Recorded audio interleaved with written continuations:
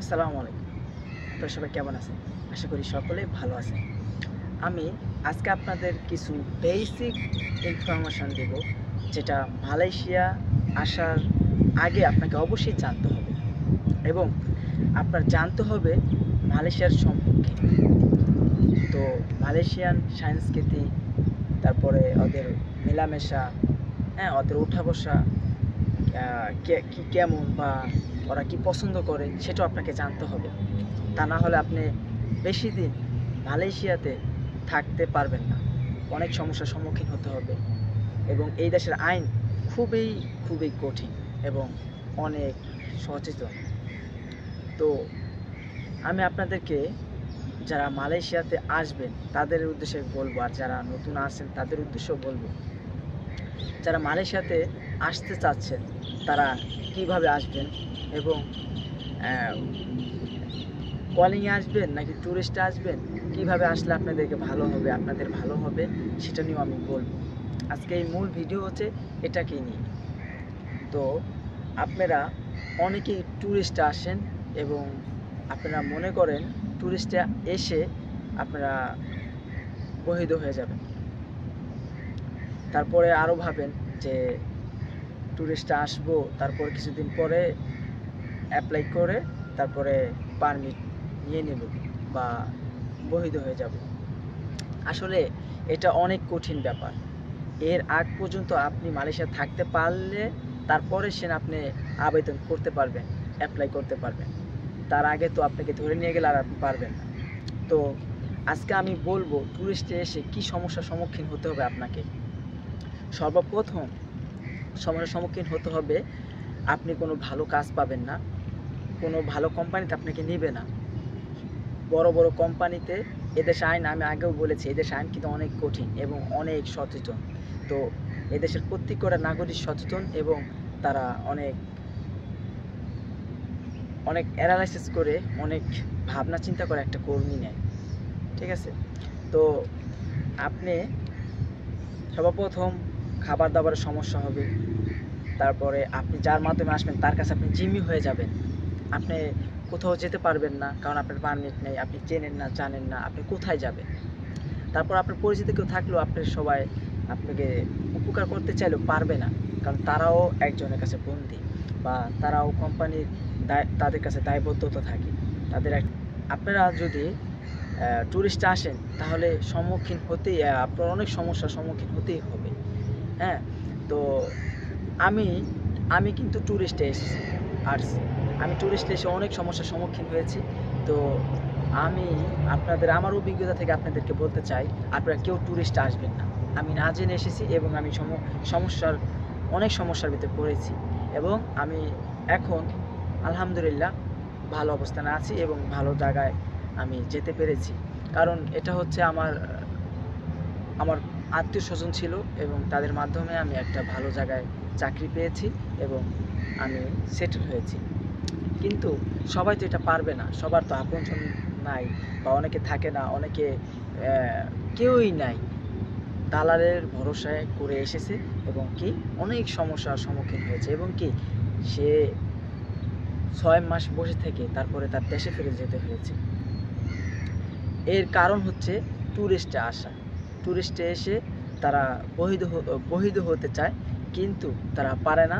তারপরে কোনো কোম্পানিও তাদেরকে নেয় না, কারণ তাদের পারমিট নাই, তাদের পাসপোর্ট নাই। এ কারণে তাদেরকে কোনো জবেও ভালো কোনো কোম্পানিতে নেয় না। তো ইদারিং 2024 সালে মালয়েশিয়ার অবস্থা অনেক খারাপ, অনেক। 2023 সাল প্রথম দিকে ভালো ছিল, শেষের দিকে মালয়েশিয়া ধস নামতে থাকে। তারপরে একের পর এই পর্যন্ত এখনও মালয়েশিয়া ঠিক হয়নি অর্থনৈতিকভাবে। তো যারা ট্যুরিস্ট এসেছে তাদের অধিক অংশ মানুষ কাজের না পাওয়ার কারণে বাংলাদেশে চলে যেতে হয়েছে। এবং কি শুধু বাংলাদেশ নয়, এদেশে শুধু বাংলাদেশের মানুষ আসে না, বাংলাদেশের মানুষ যেভাবে আসে, নেপাল, পাকিস্তান, ভুটান, ফিলিপাইন, তারপর ইন্দোনেশিয়া, এই দেশের মানুষগুলি বাংলাদেশের মতনই আসতে থাকে। তো আপনারা কলিংয়ে আসার চেষ্টা করবেন। এবং কলিংয়ে আসলে আপনার কি ভালো হতে পারে, কি আপনার কাছে সুন্দর হতে পারে। আমার বন্ধু বান্ধব অনেকে কলিংয়ে এসেছে, আমি তাদের সাথে কথা বলে দেখেছি এবং কি আমি পুরো মালয়েশিয়ার অনেক জায়গায় আমি খোঁজ নিয়ে দেখেছি যারা কলিংয়ে এসেছে। কিছু মানুষ যারা পাম বাগানে পাম অয়েলে এসেছে তারা একটু কষ্ট আছে, এবং যারা কনস্ট্রাকশনে আসে তারা একটু কষ্টে থাকে।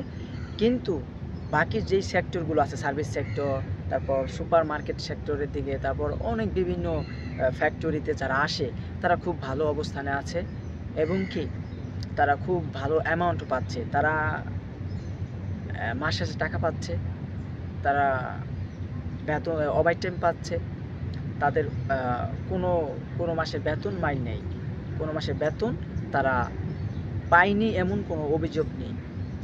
কিন্তু যারা ট্যুরিস্টে আসছে তারা মাসের পর মাস কাজ করেই গেছে, টাকা পায়নি। এমন হলো অনেক অনেক শত শত মালয়েশিয়ান প্রবাসী আছে। তাদের আর্তনাদ দেখার মতো কেউ নেই। যারা ট্যুরিস্টে আসে তাদের আর্তনাদ, তাদের আকাঙ্ক্ষা, তাদের কষ্ট দেখার মতো কেউ নেই। তো আমি বলতে চাই, আপনারা শুধু নিজেদের জীবনকে এভাবে নষ্ট করবেন না।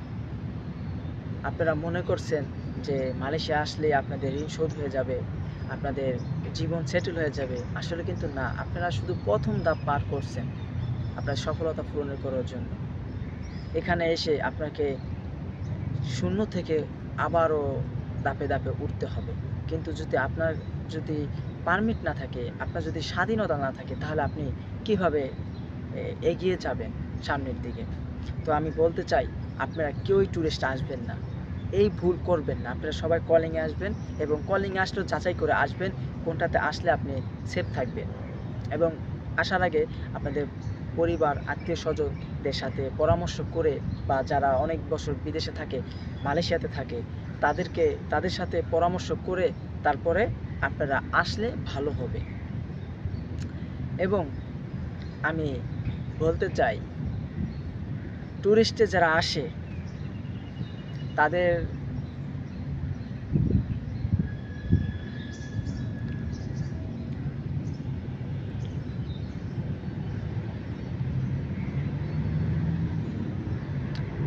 এবং আমি বলতে চাই, এই মালয়েশিয়ার 2023 সালের শেষের দিকে কেন ধস নামে এবং কেন মালয়েশিয়ার অবস্থা এই রকম, এবং কেন বাংলাদেশের মানুষ হয়রানি হচ্ছে, এই বিষয় নিয়ে আমি আপনাদেরকে পরবর্তী ভিডিওতে জানাবো।